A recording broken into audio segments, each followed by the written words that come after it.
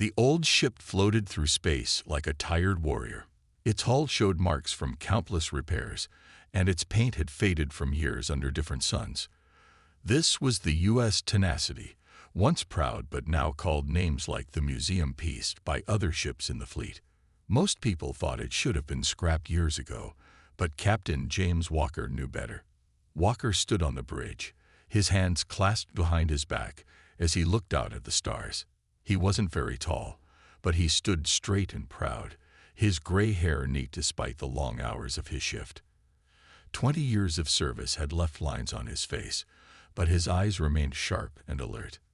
"Captain, we're getting those strange readings from the engine room again," said Tom Wells, the young officer at the main control panel.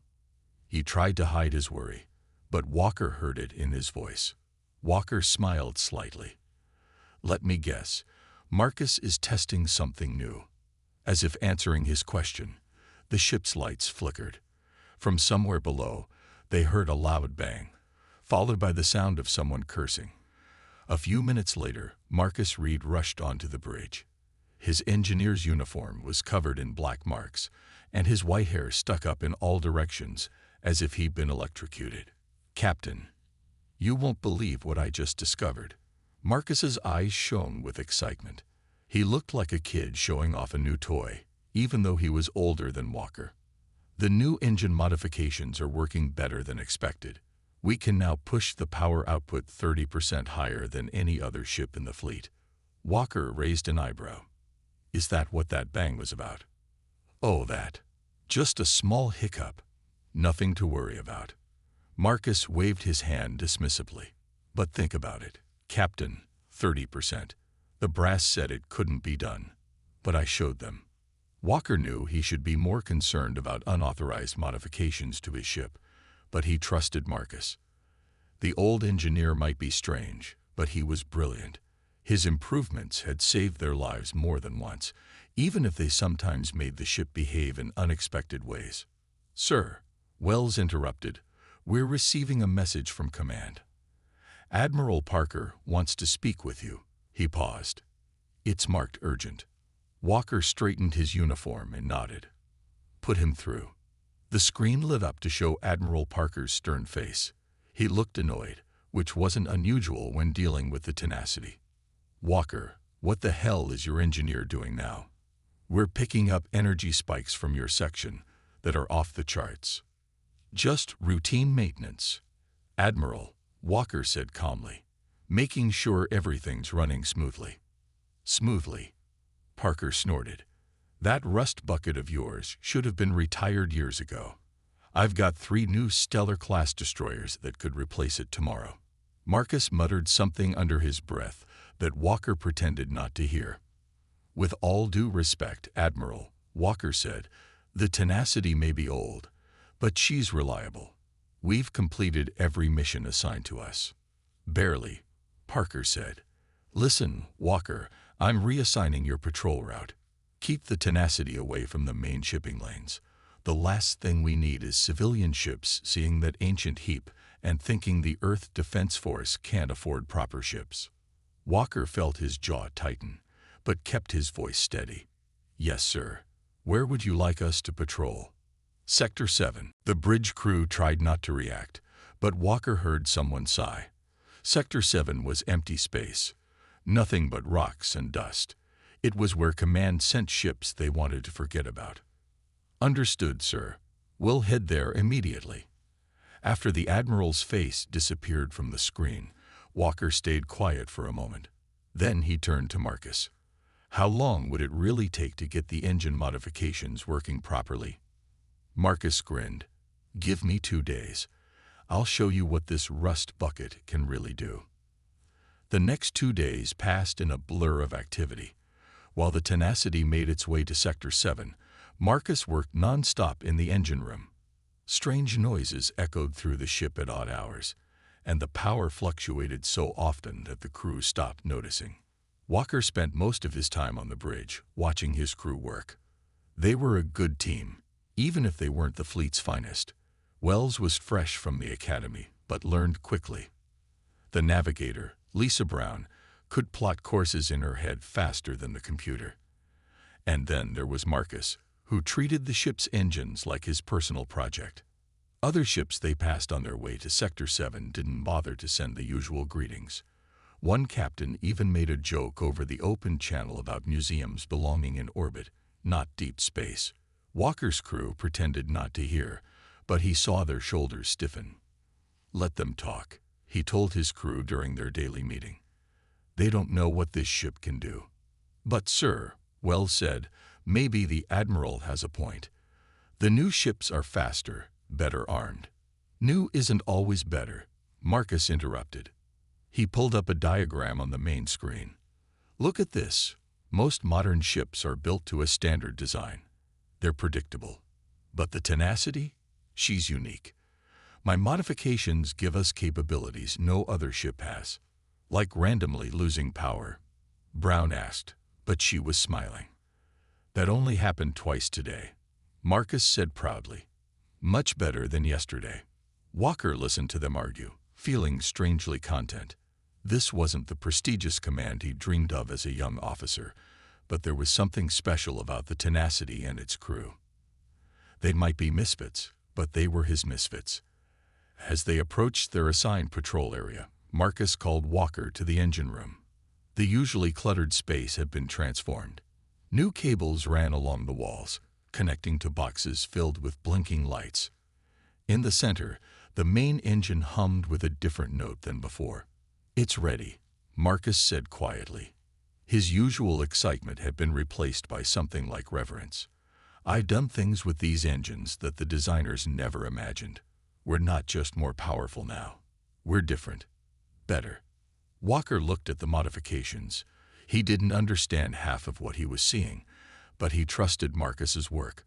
"Will it hold together?" "Probably." Marcus shrugged. "But that's not the point. The point is, we've got something no other ship has. The fleet thinks we're obsolete. Fine. Let them think that. But if we ever need it, this ship can do things that would make those new Stellar-class destroyers look like toys." Walker nodded slowly. "Let's hope we never need to prove that." Back on the bridge, Wells reported they had reached Sector 7. Around them, empty space stretched in every direction. This was where ships came to be forgotten. But as the Tenacity settled into its patrol route, Walker felt oddly optimistic. Let the fleet mock them. Let command hide them away. They might be underestimated, but Walker knew that sometimes the most dangerous thing in space was what you didn't take seriously. As if agreeing with his thoughts, the ship's engines hummed smoothly, all traces of their earlier problems gone. The Tenacity moved through space with new confidence, like an old warrior who had discovered hidden strength. They had no way of knowing that very soon they would need every bit of that strength. That this quiet patrol route would become the scene of humanity's greatest space battle. That the ship everyone mocked would soon make history. But for now, they simply did their duty, the crew of the unwanted ship in the empty sector, waiting for their moment to prove what they could really do. 3 weeks of patrolling empty space had dulled even Marcus's enthusiasm. The Tenacity moved through the darkness of Sector 7, its sensors scanning nothing but dust and distant stars. The crew had fallen into a quiet routine, broken only by Marcus's occasional tinkering with the engines. The silence ended on a Tuesday. "Captain," Wells's voice cut through the quiet bridge. "Multiple objects just appeared at the edge of our scanning range. They're big, sir. Really big." Walker was out of his chair before Wells finished speaking. "Show me." The main screen lit up with dozens of points of light, each one larger than any ship Walker had ever seen. They moved in perfect formation, their hulls catching and reflecting starlight in strange ways. "Are they crystal?" Brown asked, squinting at her navigation display. "The sensor readings are unlike anything I've seen before." Before Walker could respond, every screen on the bridge flashed with the same message: "Surrender or be destroyed." The message repeated in different languages, filling their displays with scrolling text. Finally, a new window opened, showing what had to be the alien commander. The being looked almost human, except for its skin, which seemed to shimmer like the surface of its ships. "Primitive vessel," the alien spoke in perfect English. "You have the honor of being the first to witness the might of the Dominion. Your species will submit to our rule, or it will cease to exist." Walker kept his voice steady. "This is Captain James Walker of the Earth Defense Force vessel Tenacity. You've entered Earth-controlled space without permission. We request that you withdraw immediately." The alien commander laughed, the sound like crystal chimes. "You dare to make demands?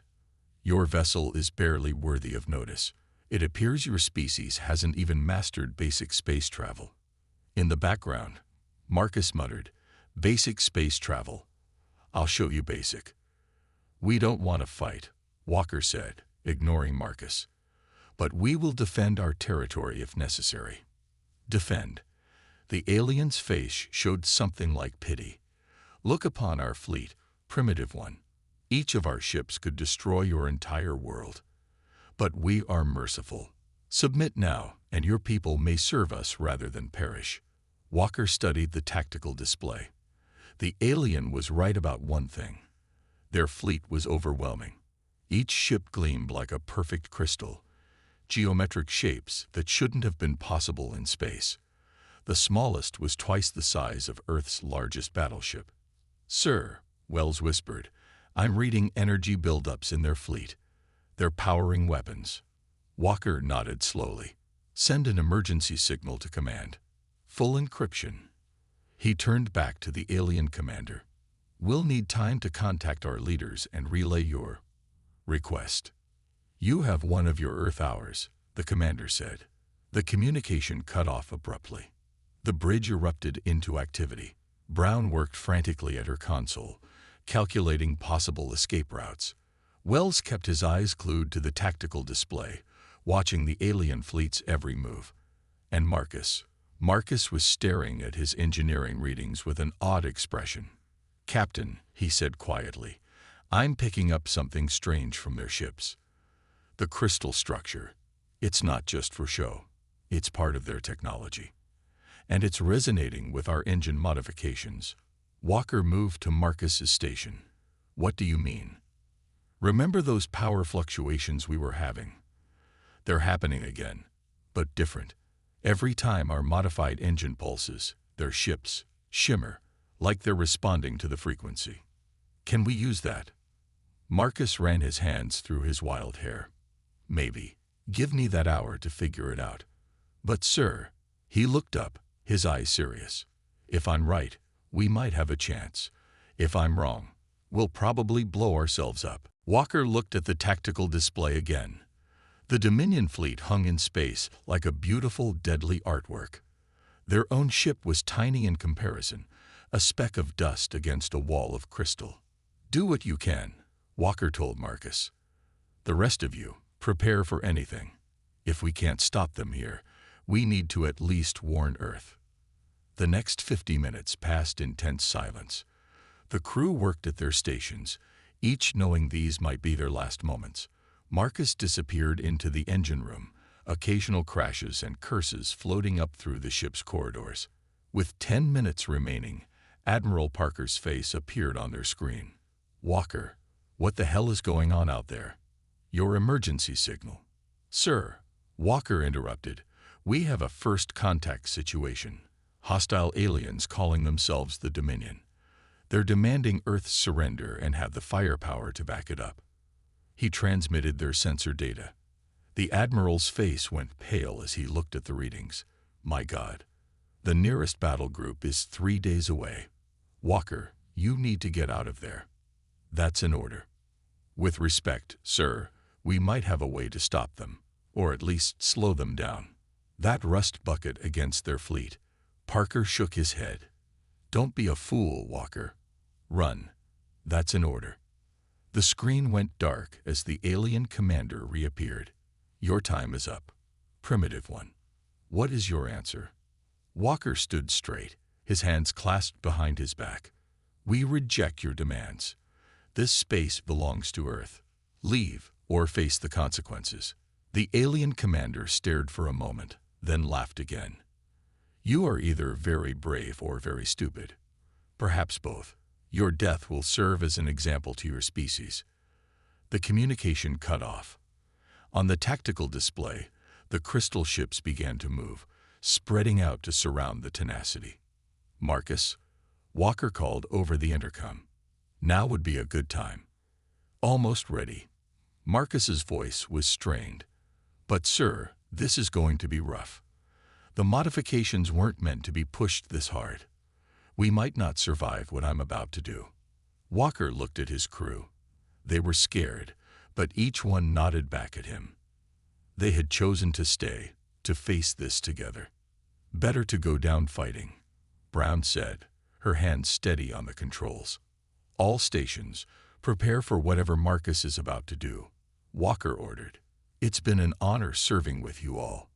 The alien ships drew closer, their weapons charging. The Tenacity hung in space, seemingly helpless. To the Dominion fleet, it must have looked like the primitive vessel had frozen in fear.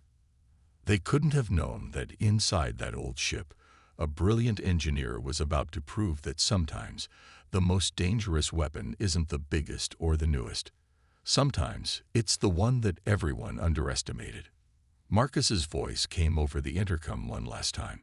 Hold on to something, everyone. This is going to be interesting. The Tenacity's engines began to hum, building to a pitch that made their teeth vibrate. Around them, the crystal ships of the Dominion fleet grew closer, weapons ready to fire. And in that moment, as humanity's fate hung in the balance, the ship that everyone had mocked was about to show the galaxy exactly what it could do. The modified engines of the Tenacity screamed like a wounded animal. Red warning lights flashed across every console on the bridge as Marcus pushed the ship beyond anything it was designed to handle. The crew held onto their stations as the deck vibrated beneath their feet. Marcus, Walker called over the intercom. What exactly are you doing to my ship?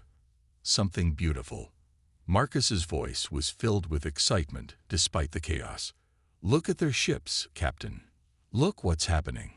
Walker turned to the main screen. At first, he didn't see anything unusual. The Dominion fleet still surrounded them, their crystal ships glowing with charged weapons.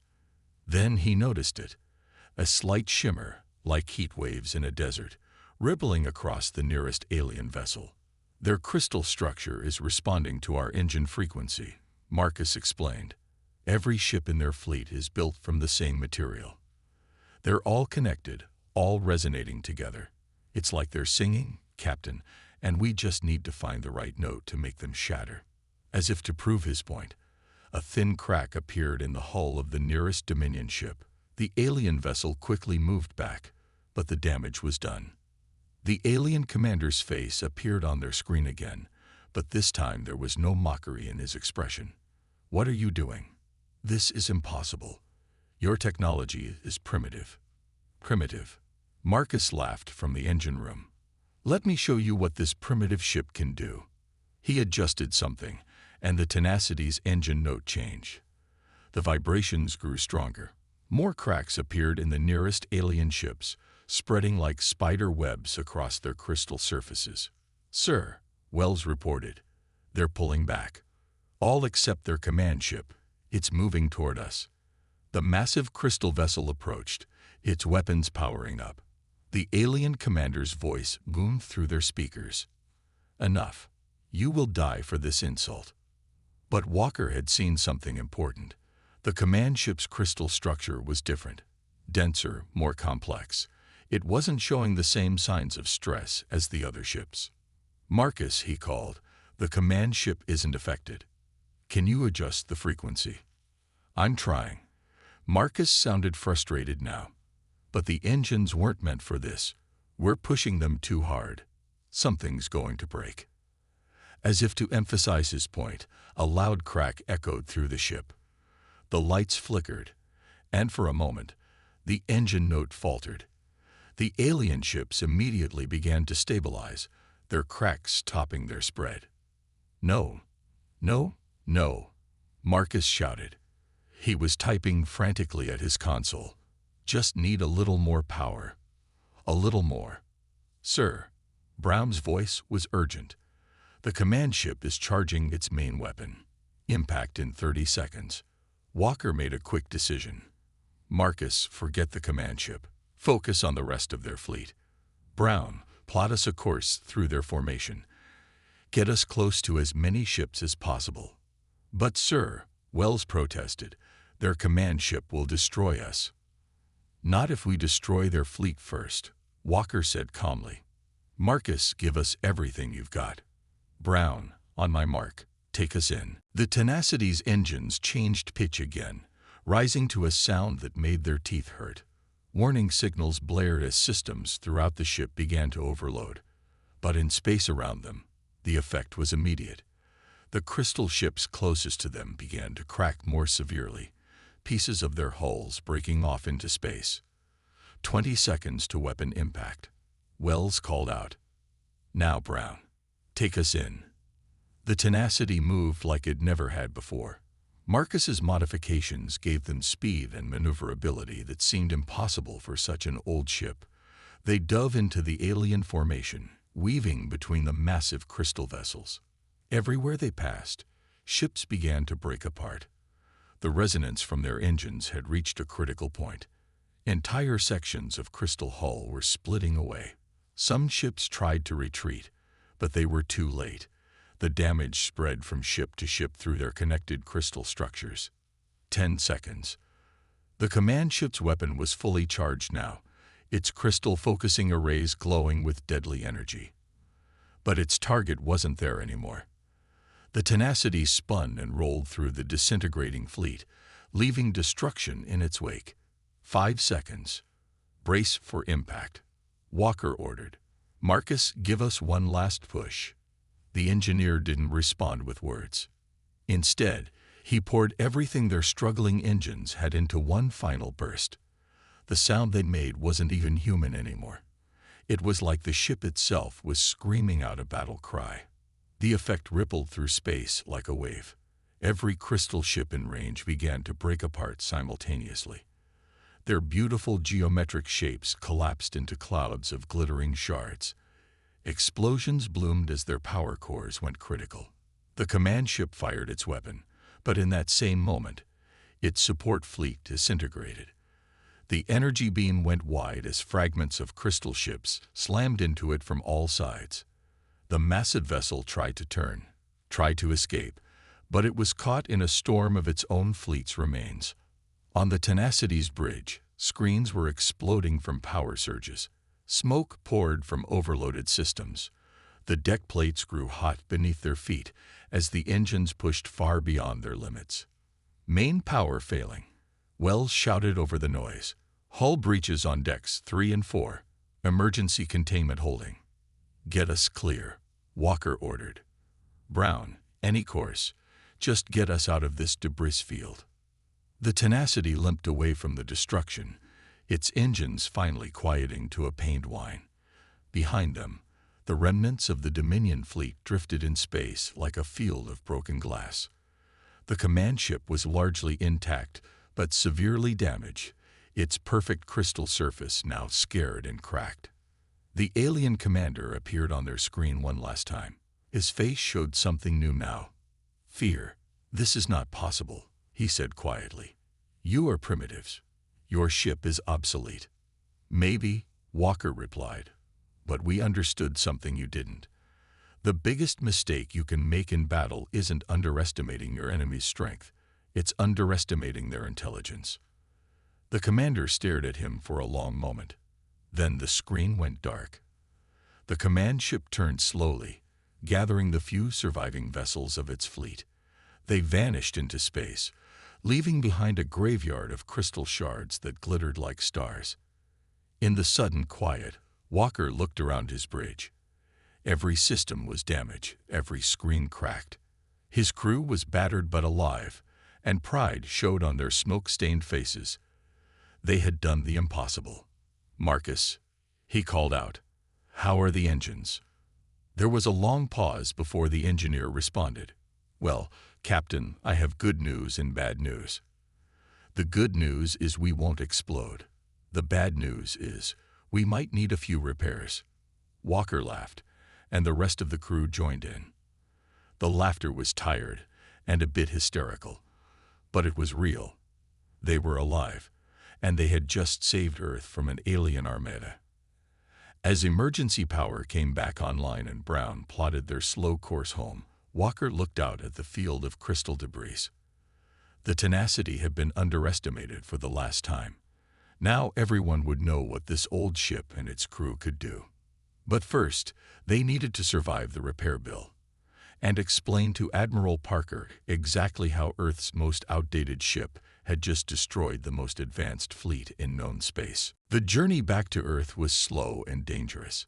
The Tenacity limped through space, its damaged engines struggling to maintain even basic power. Emergency repair crews worked around the clock to keep the ship together, while Marcus spent every waking moment trying to prevent the overtaxed systems from failing completely. "How bad is it really?" Walker asked as he stood in the ruined engine room. The place looked like a war zone, with burnt panels and exposed wiring everywhere. Marcus wiped grease from his face, leaving a darker smudge. "Remember when I said we needed a few repairs? I may have understated things a bit." He pointed to a twisted mass of metal that used to be part of the engine core. "We're running on backup systems now. The main modifications are completely burnt out." Before Walker could respond, Brown's voice came over the intercom. "Captain to the bridge, immediately. We're picking up new contacts." Walker ran to the bridge, his heart sinking. The Tenacity could barely move, let alone fight. If the Dominion had returned. But the ships appearing on their sensors weren't crystal vessels.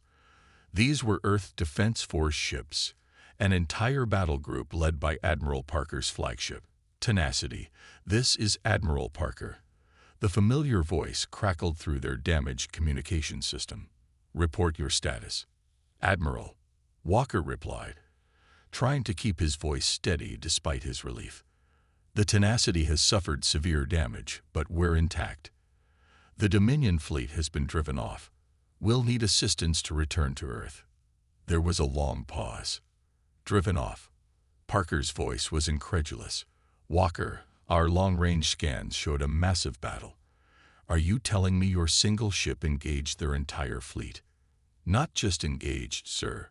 We won." Another long pause. "Hold position, Tenacity. We're sending rescue teams to assess your situation." The next few hours were a blur of activity. Engineering teams from the battle group swarmed through the Tenacity, their faces showing increasing disbelief as they saw what Marcus had done with the engines. Medical teams treated the crew's injuries, while damage control specialists worked to stabilize the failing systems. Admiral Parker himself came aboard, accompanied by a team of senior officers. They found Walker in what was left of the bridge, writing his report.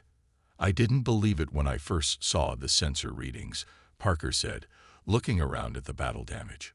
"One obsolete corvette against an alien armada. It should have been impossible." Walker stood to attention, but Parker waved him back to his seat. "At ease, Captain. I think we're past formalities at this point. Tell me how you did it." So Walker explained everything. Marcus's modifications, the discovery of the crystal ship's weakness, their desperate gamble to use the engine resonance as a weapon. As he spoke, more officers crowded onto the bridge, listening intently. "And the aliens?" Parker asked when he finished. "You're sure they're gone?" "They retreated, sir, but I don't think they'll stay gone forever." They seemed angry, humiliated. "They'll want revenge." Parker nodded slowly. "Then we need to be ready. Your engineers' discovery about their crystal technology could be the key to defending Earth." He paused, looking around the damaged bridge again. "I owe you an apology, Walker. I called this ship a rust bucket. I tried to hide it away in an empty sector. That empty sector put us in the right place to stop them, sir." "True." Parker smiled slightly. "Sometimes the old ways surprise us. Speaking of surprises, where is your miracle worker? Where's Reed?" As if summoned by his name, Marcus appeared in the doorway. He looked even worse than before, covered in engine grease and sporting a fresh burn on one arm. but his eyes were bright with excitement. "Captain, Admiral, you need to see this." He held up a crystal shard, a piece of debris from one of the destroyed alien ships. "I've been studying their technology. It's incredible. The crystal matrix isn't just their hull. It's their whole computer system, their power source, everything. And now that we know how to disrupt it."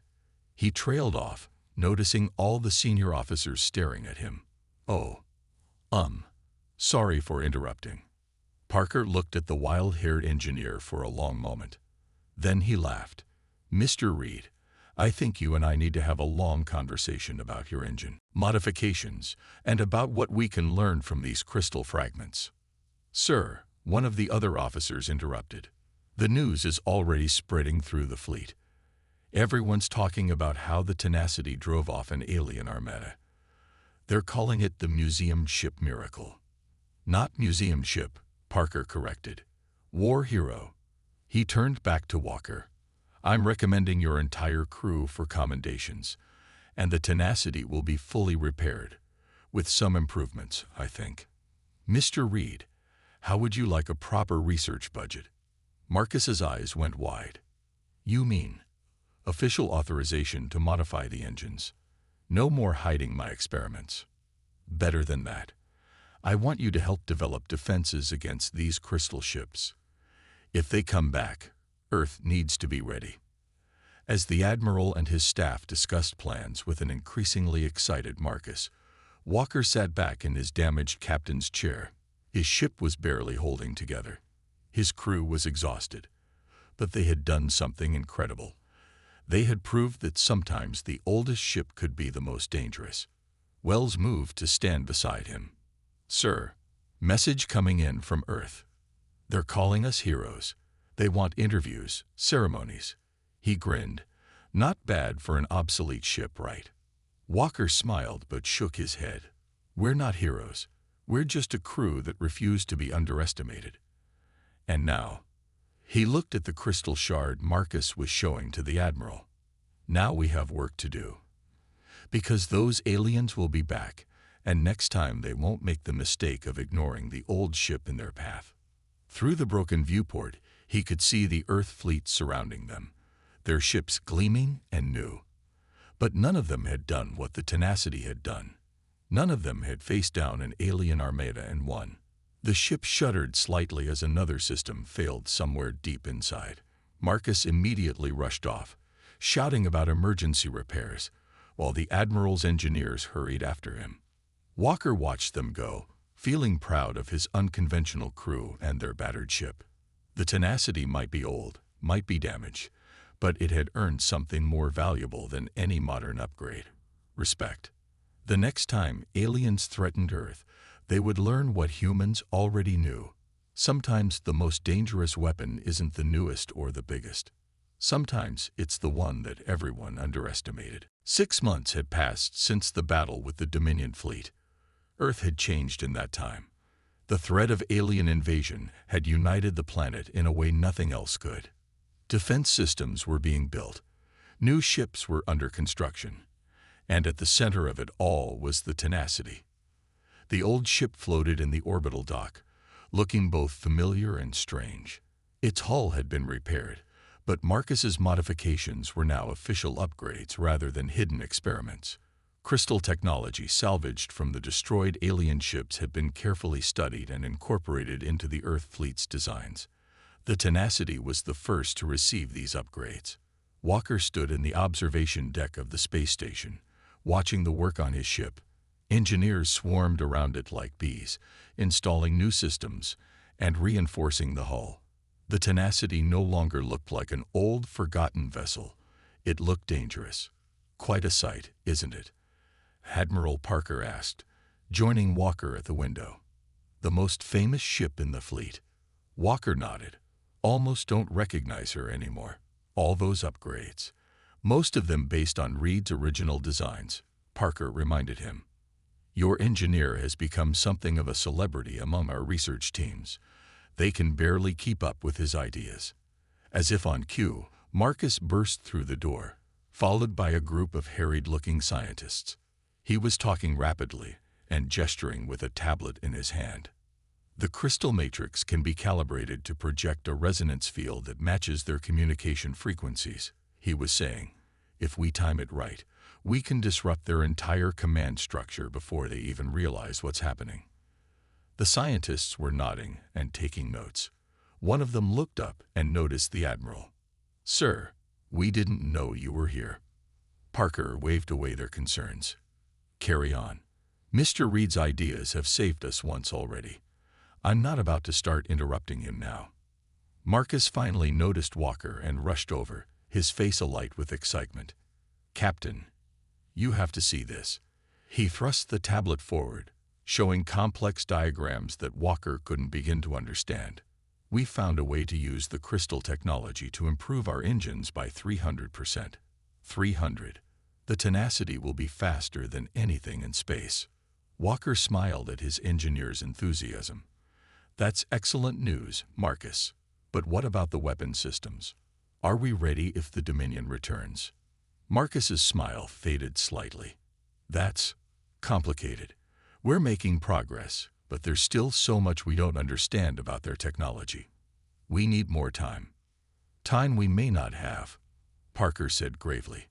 "Our long-range scanners have detected movement at the edge of our solar system.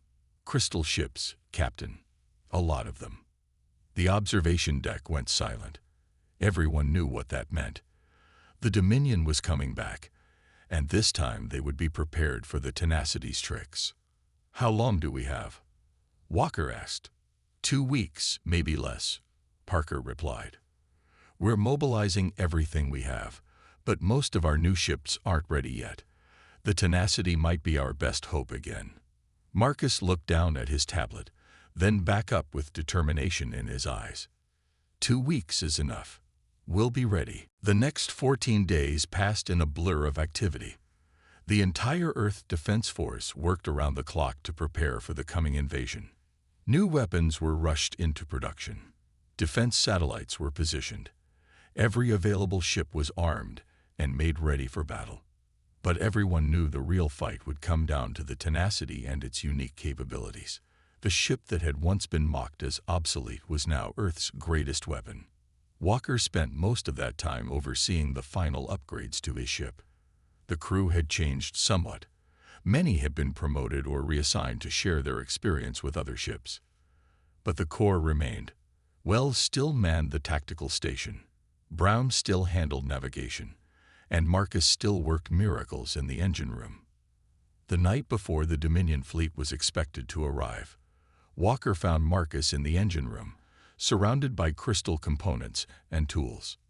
"Will it work?" Walker asked simply. Marcus looked up, his face tired but confident.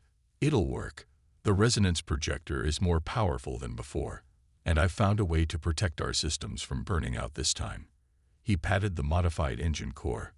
"She won't let us down, Captain." "I never thought she would," Walker replied. "Get some rest, Marcus.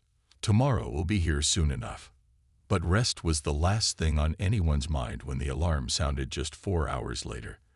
The Dominion fleet had arrived early, and it was massive, 5 times larger than the force they had defeated before. The Tenacity launched with the rest of the Earth fleet, taking position at the front of the formation. On the bridge, Walker watched the tactical display with a calm he didn't entirely feel. The crystal ships filled the screen, their perfect geometric shapes somehow more menacing than before. "They've changed their hull structure," Wells reported.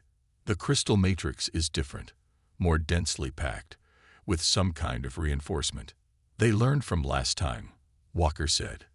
"They're expecting our resonance attack." The main screen lit up with the now familiar face of the Dominion commander. But it wasn't the same one as before. This alien looked older, its crystal-like skin harder and less flexible. "Humans," the commander spoke, voice cold. "You caused our fleet great embarrassment. The one who failed against you has been replaced. I will not make the same mistakes." "We're not interested in your internal politics," Walker replied. "Leave our system now, and there won't be any need for further conflict."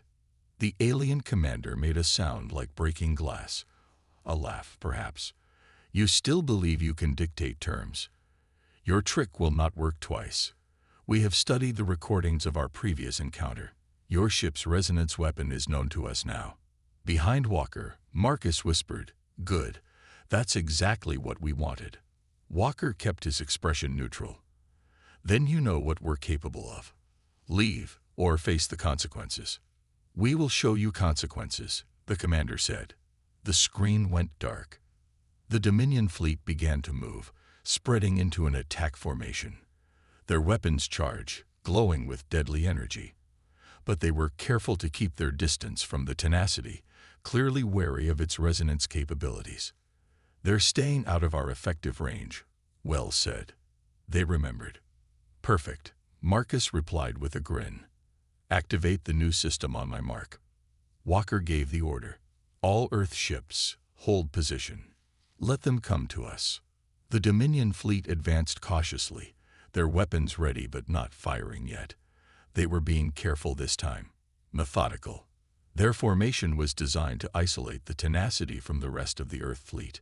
"They're focusing on us," Brown observed, "just like we predicted." "Wait for it," Marcus said, his eyes fixed on the engineering display. "Wait until they're all in formation."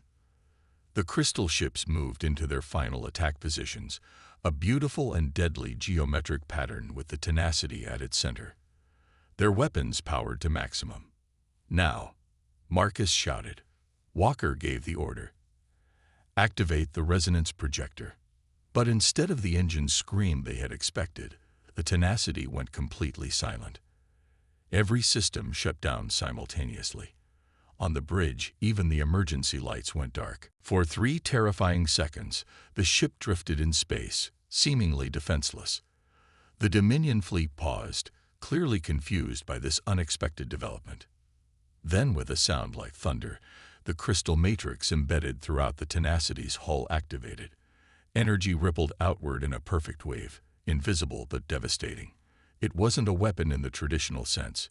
It was a key, unlocking a fatal flaw in the Dominion ship's design. The effect was immediate and catastrophic. Every crystal ship in the fleet began to glow from within, their perfect structures turning against them. What Marcus had discovered wasn't how to break their ships.